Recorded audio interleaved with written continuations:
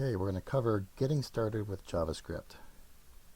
So first thing you want to do is go into your File Explorer and figure out where you want to put stuff.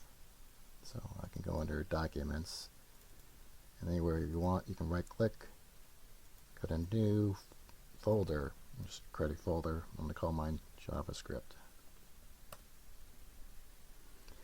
Then you can launch Visual Studio Code.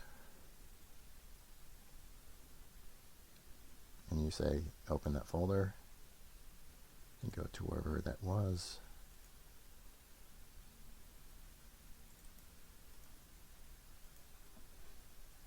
And there's your folder. Now before we really get started, we're going to have to add an extension. So you go in here and you type in browser.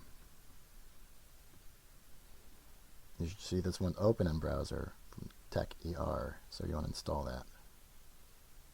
And you can close that out, go back to here. Okay, so we're going to create a new file. Click on this, and we're just going to call it index.html.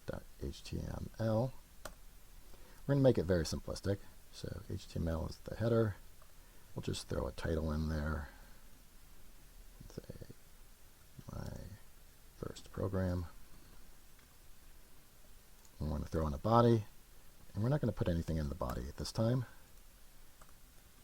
And we're just going to do a simple script tag, and we're going to put in alert, open parentheses, double quotes, hello, exclamation point, and at the end of this put a semicolon. And then we want to do file, save, or we can do Control S. And now we can right click this and open it in our default browser, and there's our alert message with hello. And the tab, of course, is my first program. Now the other way you can do JavaScript is you can add a file called whatever you want. I'm going to call mine mycode.js, and you can put your alert, open parentheses, we'll just change it to hello there so we know it's calling this instead of the old one. And we delete this. And we need to say where the source is, so we say src equals, and this one is just called mycode.js. There.